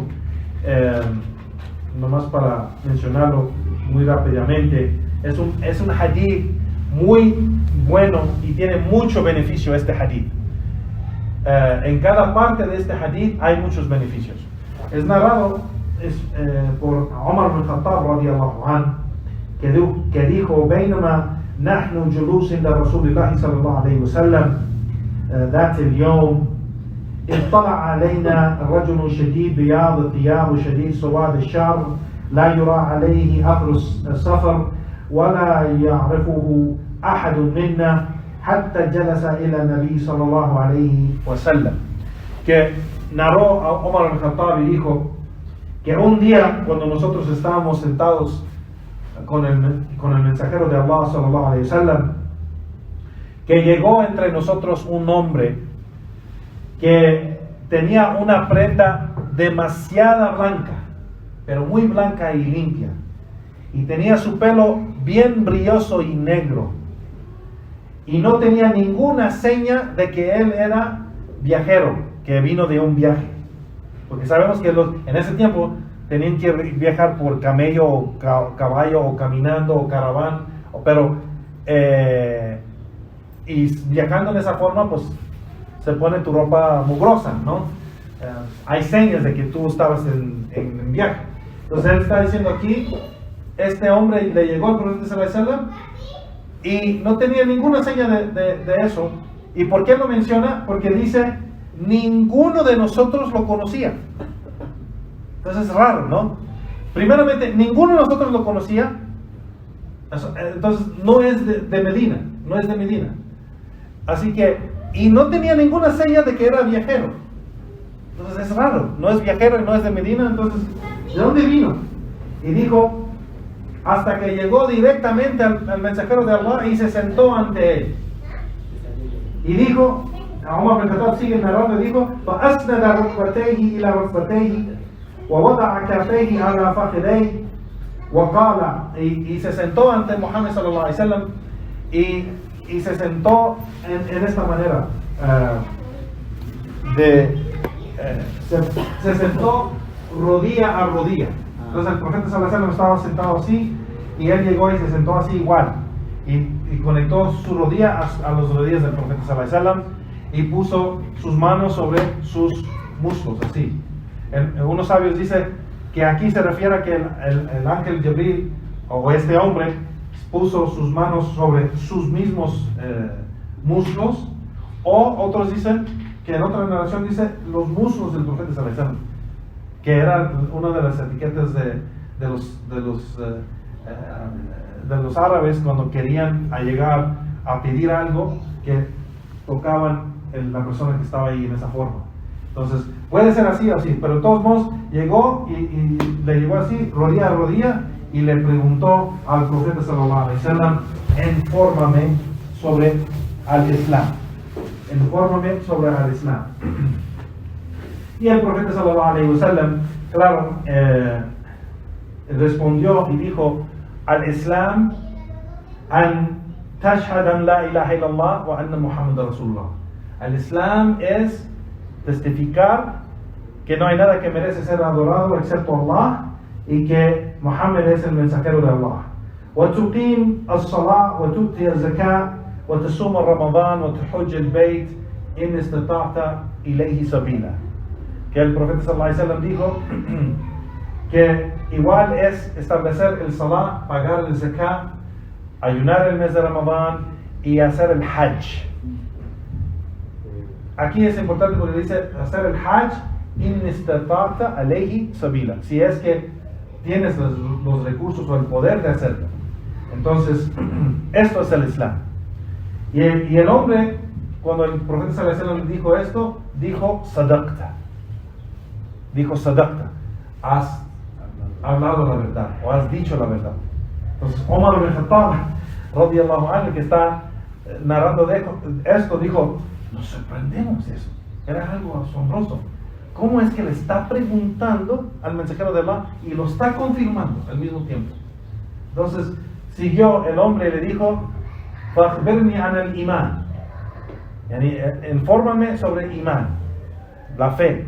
El profeta sallallahu alaihi wasallam dijo, al-iman an tu'mina billahi, que el iman o fe es creer en Allah, yani, wa malaikatihi wa kutubihi wa rusulihi wal yawm al-akhir, wa tu'min bil qadar khayrihi wa sharrihi. Que iman es creer en Allah, sus ángeles, sus libros, o sea, los libros revelados, sus mensajeros y el último día, es decir, el día del juicio, y creer en el decreto de Allah, en lo bueno y lo malo, en el destino divino, ¿no? Entonces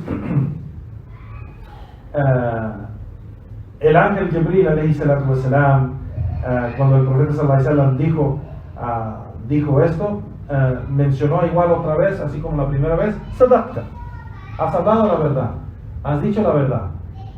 Infórmame sobre el ihsan. ¿Qué es el ihsan? Ihsan viene de la palabra, o en árabe quiere decir perfeccionar algo, o hacer algo en la mejor manera. Ihsan, o hacer algo bien hecho, ¿vale? Eso es ihsan. Entonces el profeta sallallahu alaihi wasallam explicó lo que es el ihsan. Y el profeta sallallahu alaihi wasallam cuando está respondiendo al ángel Jibril, o a este hombre primero, cuando está informando a este hombre lo que es el ihsan, le menciona y dice que es adorar a Allah subhanahu wa ta'ala, ta'budullah ka'annaka tarah, que adorar a Allah subhanahu wa ta'ala como si lo ves, como si lo estás viendo. Antes de seguir, vamos a entender eso. ¿Cómo será una adoración si estás viendo a Allah subhanahu wa ta'ala? ¿Cómo será? Perfecta, ¿no? Completa, enfocada. O sea, tienes todo tu enfoque, concentración, estás todo dentro de ahí porque tu Señor está ante o está en tu presencia. O sea, estás ante tu Señor, estás en su presencia, lo estás viendo con tus ojos. Entonces tu adoración a Él estará perfecto y completo. ¿Sí o no? Claro, claro que sí. Entonces el profeta sallallahu alaihi wasallam dijo, el ihsan es que adorar a Allah subhanahu wa ta'ala ka'annaka tarahu, como si lo estás viendo. فَإِن لَمْ تَرَاهُ فَإِنَّكَ يَرَاكَ. Pero aunque no lo puedes ver, y si no lo puedes ver, debes saber que Él sí te ve. Entonces, ihsan es un nivel de adoración tan completa para nosotros, porque somos limitados de todos modos, pero es tan completo que estamos en todas nuestras acciones conscientes de que Él me está viendo en este momento, y por eso esa conciencia me ayuda a temer a Allah subhanahu wa ta'ala, cumplir con sus mandatos y alejarme de lo que ha prohibido y tratar de ganar su placer, tratar de acercarme a Él en todo lo que estoy haciendo, en todo lo que hago, digo, creo y pienso. O sea, es el nivel de adoración que se llama ihsan. Y de nosotros, si nos entrenamos o si nos acostumbramos a adorar a Allah subhanahu wa ta'ala con esa creencia, vamos a ser mejor musulmanes, vamos a ser mejor creyentes. Y por eso la aqida es tan importante, Juan. No hay nada en el din más importante que la aqida. Nada. No hay nada más importante, ningún pilar del Islam es más importante que la aqida.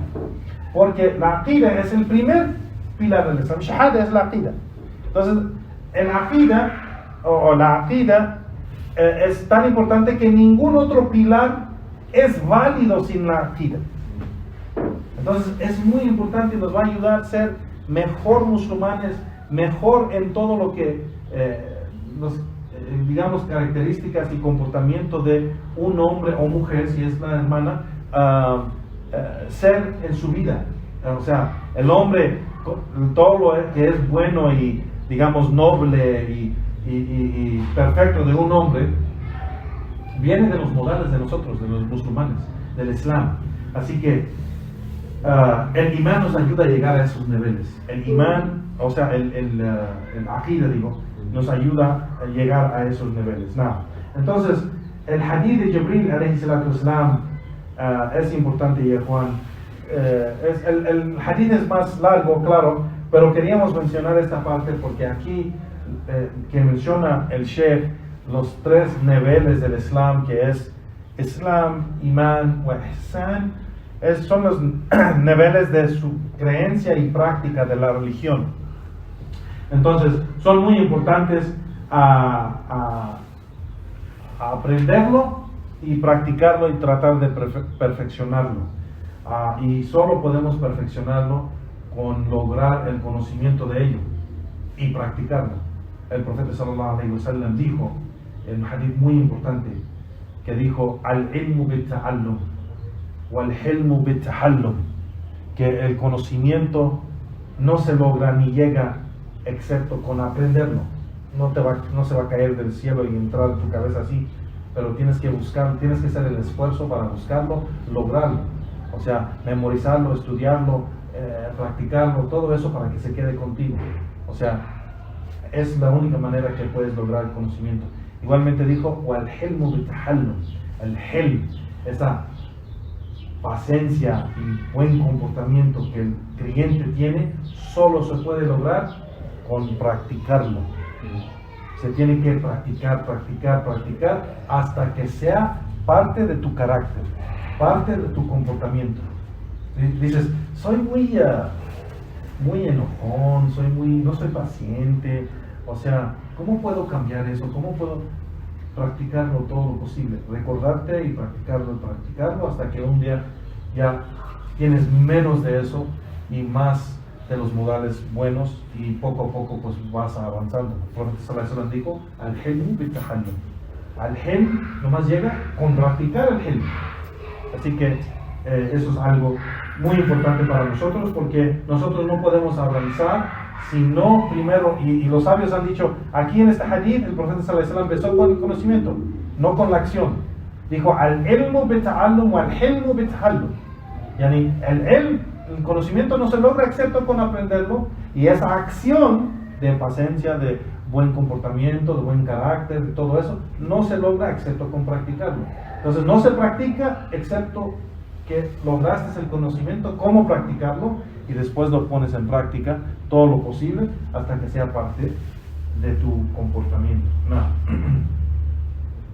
Entonces aquí, Juan Barakallahu Fikum, eso es lo que es importante del din, saberlo, y sabemos que eso es algo, en el hadith de Jibril menciona muchas diferentes cosas, y cada cosa de las cosas que mencionó que es Islam, los pilares del Islam, o los pilares, lo que mencionó de imán, los pilares de fe, todo eso tiene detalle en la creencia de cada una de esas cosas. Creencia en Allah, creencia en sus ángeles, creencia en sus libros, sus profetas, el día del juicio, el decreto, todo eso tiene detalles. Entonces es un estudio grande, no es pequeño decir, sí, el Islam es muy sencillo, es creer nomás que no hay Dios y seguir el profeta y ya. Sí, es el concepto en el sentido de que Islam no es una religión complicada, pero hay bastante que aprender. Más que aprendes, reconoces que no sabes. Si los sabios grandes que son imams decían que eran ignorantes, porque ellos se comparaban a gente más sabia que ellos. Entonces, ¿cómo somos nosotros? Nosotros no les llegamos un pelo a la cabeza de Imam Ahmed o Imam Malik o Abu Hanifa o Imam Shafi. No les llegamos, y ellos no llegan un pelo a los Sahaba.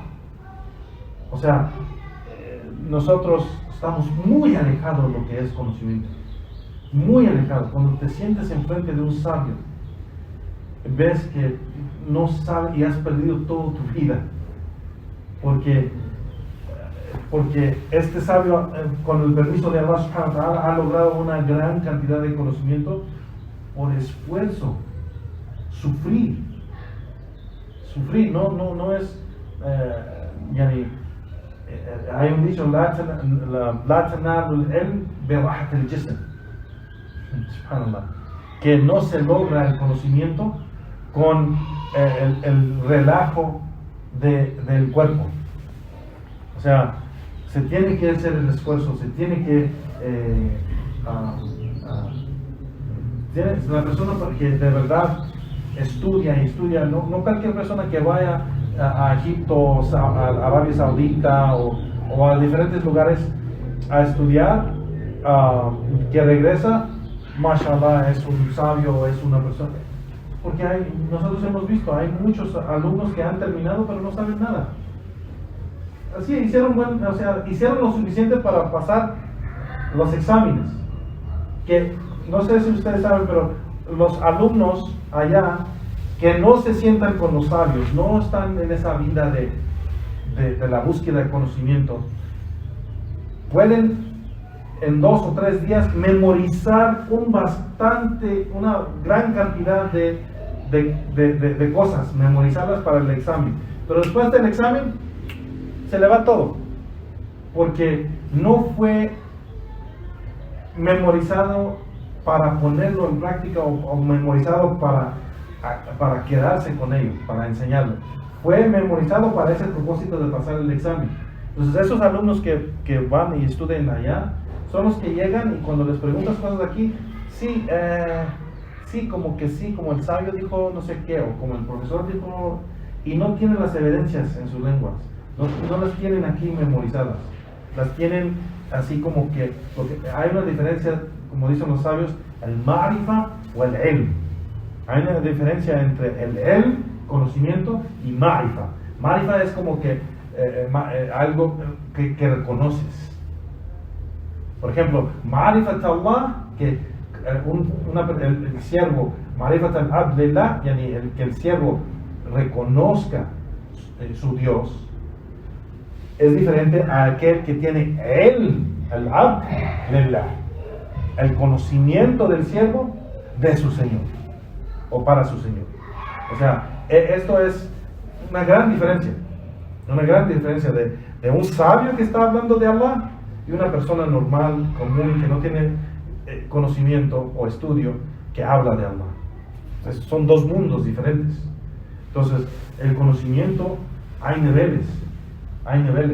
Sí, puede ser que haya una persona que terminó su estudio ya regresa, puede ser que sí sabe un poquito más de los demás, pero cuando se pone junto a un alumno de conocimiento que de verdad benefició y sigue beneficiando, no regresó y dejó estudiando con los sabios, pero sigue beneficiando, pues se ve la gran diferencia. La última parte, y con esto vamos a terminar Juan, la clase de hoy, es lo que dijo el Sheikh Ahmed al-Najmi. Dice que el imam menciona igual tener conocimiento de quién es tu profeta. ¿Quién es tu profeta? Es decir, el profeta Muhammad sallallahu alaihi wasallam. Y sabemos, el autor del libro, Sheikh Muhammad Wahab, menciona a Muhammad sallallahu alaihi wasallam su linaje, ¿vale? Y dijo, él es, ¿alguien aquí se recuerda el linaje del profeta sallallahu alaihi wasallam? Él es Muhammad ibn Abdullah. ¿Quién es su abuelo? Abdul Muttalib. So él es Muhammad ibn Abdullah ibn Abdul Muttalib ese es el nombre del clan. No, esa es la tribu. El clan Hashim es Muhammad ibn Abdullah ibn Abdul Muttalib ibn Hashim. Hashim es el clan del profeta sallallahu alaihi wasallam. Mencionamos qué es la diferencia entre el clan y la tribu.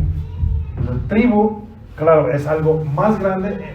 Bajo de la tribu hay diferentes clanes que son familias grandes. Sí, entonces Banu Hashim, todos los que tienen su bisabuelo de sus abuelos Hashim, es de Bani Hashim, que es un clan del Quraysh. Que todos estos clanes están bajo de la tribu Quraysh, ¿vale? Pero ¿por qué es importante? El Sheikh menciona, ¿por qué es importante saber el linaje del profeta sallallahu alaihi wasallam?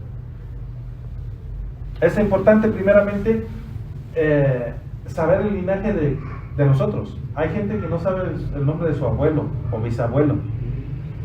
Los árabes saben 10 abuelos atrás. Si le preguntas a cualquier árabe, te va a decir su linaje hasta 10 abuelos. Él los sabe. Nosotros, en nuestra cultura, no nos importa. Y el linaje es muy importante en el Islam. El linaje es importante. Pero si es importante en la Sharia, pues más aún saber el linaje del profeta sallallahu alaihi wasallam. Por lo menos esos 4. Muhammad ibn Abdullah ibn Abdul Muttalib ibn Hashim. ¿Por qué? Porque sabemos que ese es el clan del profeta sallallahu alaihi wasallam, Banu Hashim. ¿Vale? Banu Hashim es el clan que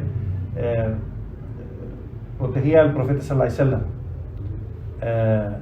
Cuando todo Arabia quería matarlo, Bani Hashim eran los que se pararon enfrente de ellos para que no dañaran o no mataran al profeta sallallahu alaihi wasallam. Entonces el Sheikh menciona y dice, sabemos que la respuesta a esta pregunta, porque todo este capítulo está basado aquí, el hadith de las 3 preguntas que los ángeles van a hacer en la tumba. ¿Quién es tu Señor? Man Rabbuk? Rabbi Allah. O ma dinuk? dini al-Islam. Wa man nabiyuk, Nabi Muhammad sallallahu alayhi wa sallam. Pero no podemos dar esa respuesta en la tumba si no sabemos, tenemos conocimiento de estas tres cosas y no lo ponemos en práctica. No vas a poder así. Por eso el hadith dice, cuando le preguntan a una gente van a decir así como pensando, o dice así. No pueden dar una respuesta porque no les llega. Porque no tenían esa creencia fuerte ni tenían esa práctica. Así que saberlo y ponerlo en práctica, saber quién es nuestro Señor, cuál es nuestro din, quién es el profeta sallallahu alaihi wasallam. Entonces, poner eso en práctica es saber nuestro Señor, de sus atributos y nombres perfectos y completos, y adorarlo a Él solo y único. Saber el din del Islam, es decir, practicar los juicios y mandatos del Islam. Saber quién es nuestro profeta es obedecerlo y seguir su sunnah. Y la persona que hace esas tres cosas va a poder responder a esas tres preguntas. No. El Sheikh aquí, terminando, menciona que él es, o sea, la respuesta a quién es tu profeta, él es el siervo de Allah, el mensajero de Allah, el sello de todos los profetas y mensajeros. Allah lo envió para que dirige y guíe a la gente a la obediencia y adoración de su Señor, y aclarar para ellos cómo deben adorarlo a Él, subhanahu wa ta'ala, y no asociar nada con Él, subhanahu wa ta'ala, en adoración. Entonces, Él, Muhammad sallallahu alayhi wa sallam, el Sheikh aquí menciona y dice otra vez, Él es Muhammad, el hijo de Abdullah, el hijo de Abdul Muttalib, el hijo de Hashim. Y Hashim es el clan de la tribu Quraysh, y el Quraysh es de los árabes. Pero los árabes, los que se llaman al Arab al-Musta'riba, los árabes están divididos en dos. El árabe original y el árabe Musta'riba, el árabe que se hizo árabe como por ejemplo Ismail alayhi salatu salam, los hijos y la descendencia de Ismail, porque Ismail no era árabe. Ibrahim alayhi salatu salam, el profeta Ibrahim, dejó a su hijo y su esposa Hajar en Mecca, la tierra de los árabes, pero él no era árabe. Ismail no era árabe, no hablaba árabe.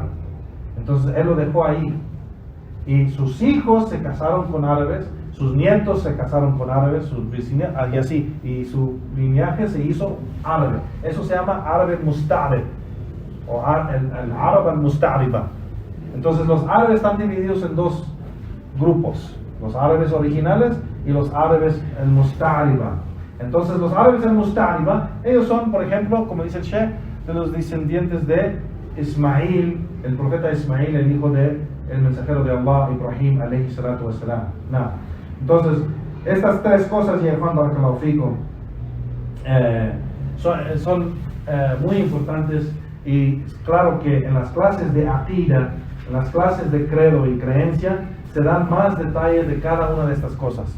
La creencia en Allah, pues hay, como mencionamos, las tres categorías de tawhid, monoteísmo, en cómo creer en Allah y cómo adorar a Allah subhanahu wa ta'ala.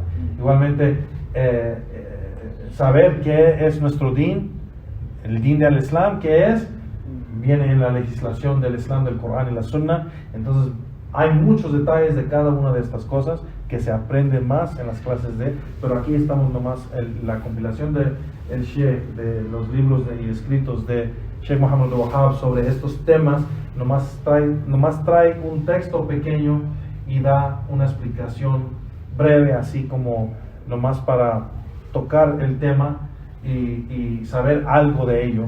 Y claro, en los otros libros hay en estos temas están más detalladas y podemos saber más de ello, pero vamos a estudiar este libro que nos va a dar un poco de cada uno de estos temas, porque hay en veces cosas que la gente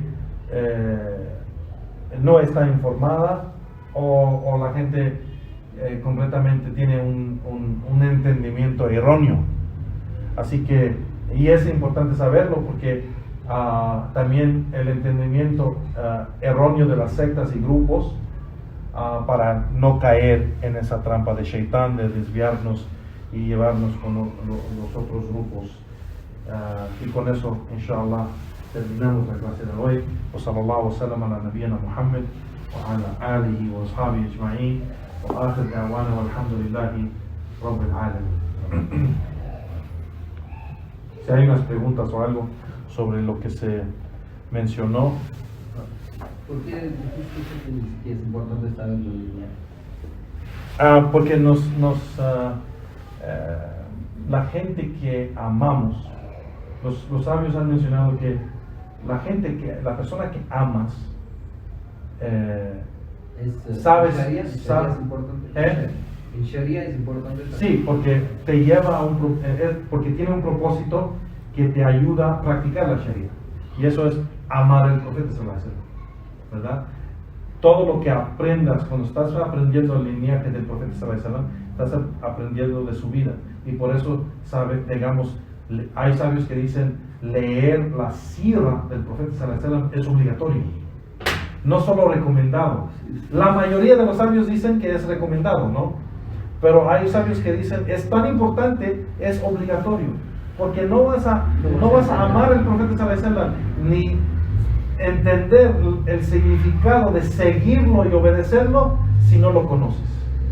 Entonces, por eso aprender su linaje y su vida, como saber, para mí es algo increíble, de verdad, de que la persona que debemos amar más de esta creación, el profeta sallallahu alaihi wasallam, porque el profeta sallallahu alaihi wasallam dijo, la gente no va a creer hasta que me amen a mí más de toda la creación, aún más de su padre y más de su hijo. Así que es parte es una condición que el profeta sallallahu alaihi wasallam pone para fe. No, hay hermanos que no saben los nombres de los hijos del profeta sallallahu alaihi wasallam. Mis hermanos de sangre, mis hermanos o hasta mis amigos muy cercanos, conozco todos los nombres de todos sus hijos. Puede ser que tiene 5, 6, 7, 8 hijos y sé el nombre de cada uno de sus hijos. El Yuma, ¿cuánto había gente de Yuma? ¿Unos 30 personas, 40 personas? 20, 30. Digamos 30. Si les digo a los 30 que estaban aquí, díganme los nombres de todos los hijos que murieron y vivieron del profeta sallallahu alaihi wasallam. La mayoría no lo sabe. Y si hay alguien que sí lo sabe todo, son bien pocos, o puede ser uno o dos nomás. ¿Por qué? Es nuestro amado Habib Muhammad sallallahu alaihi wasallam. Sabemos los hijos de toda esta gente, pero no sabemos los hijos del profeta sallallahu alaihi wasallam. Las esposas del profeta sallallahu alaihi wasallam. También sabemos que tuvo varias, pero igual, o sea, ¿cómo amamos al profeta sallallahu alaihi wasallam tanto, según, pero no conocemos la gente más amado a él? Y eso es nomás la familia del profeta sallallahu alaihi wasallam. Eso es nomás la familia. Pero imagínense, también los sahaba. ¿Cómo no conocemos los sahaba? Les pregunté a unos hermanos, no en la Ciudad de México, en otro lugar en México, díganme 5 sahaba famosos. Lo hice bien fácil porque si sabes los 4 califatos, nomás te falta uno, ¿no? Pero díganme 5 famosos sahaba del profeta sallallahu alaihi wasallam. Sí había unos que sí me lo pudieron hacer, pero la mayoría de la mezquita no. ¿Cómo eso es posible? Basamos nuestro din sobre esa gente. No nos llegó el Islam aquí excepto por esa gente, la familia del profeta sallallahu alaihi wasallam y sus sahaba.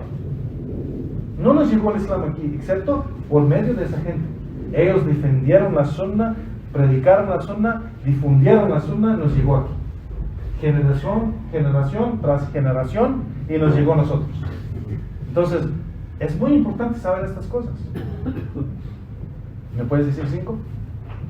Abu Bakr, Siddiq radiyallahu anhu, Ajá. Ali, Umar, Usman Ajá. y Abu Huraira. Abu Bakr. No, ese no. Todos. ¿No? Sí, no. No menciones a Abu Huraira. ¿Cuál otro? 4 nomás. ¿Te paras a 4? Es importante, Juan, conocer los nombres de los sahaba porque son amados a nosotros. ¿Cómo no conoces los nombres de tus hermanos de sangre? Bilal, Davila, Bilal, Iba a decir. Abu Sufyan, Hind. hay muchísimos. Hay tantos que un musulmán no debe estar pensando, a ver, hay otro. No debe pensarlo. Debe decir 5 así de decirlo. O sea, porque hay tantos sahaba. Y eso nos ayuda porque la persona que lee hadith, eso, ¿sabes por qué siempre yo pregunto esa pregunta? Porque eso me muestra mucho de la persona. Porque la persona que lee hadith, la primera cosa es el narrador, el sahabi. Sí. Narró Abdullah ibn Umar, narró Abdullah ibn Abbas, narró Abdullah ibn Masud, narró Mu'adh ibn Jabal, narró Anas ibn Malik, narró Abu Huraira, o sea, si eres una persona que lee hadith del profeta sallallahu alaihi wasallam, vas a ver esos nombres seguidos. Si eres una persona que lee la sira del profeta sallallahu alaihi wasallam también, esos nombres van a seguir los nombres. Los 4 califatos es lo fácil. Y hay gente que si les digo, dime los 4 califatos, no me los dicen. Sí, hubiera llegado al siguiente, después de quién fue de Ali, quién siguió. ¿Quién fue el califato después de El Ali? quinto. No, después de Ali. Después de Ali. Después de los 4 correctos. Papá de Muawiyah. No. ¿Quién lo sabes? Sí, el que. Después de Ali. Después de Ali fue Muawiyah. No. No fue Muawiyah. No. Muawiyah, no Muawiyah. Muawiyah. No fue Muawiyah. Muawiyah. Muawiyah fue el sexto. Sexto. El quinto, ¿quién fue? Por eso fue esa pelea entre los sahaba. ¿Quién fue? A ver.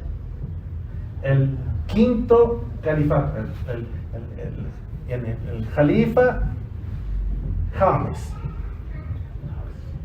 Hassan, Hassan. el nieto del profeta sallallahu Hassan fue alaihi el quinto. wasallam. Sí, fue el quinto. No me había quedado. Y él por el problema que Muawiyah no quería soltar su autoridad, Ajá.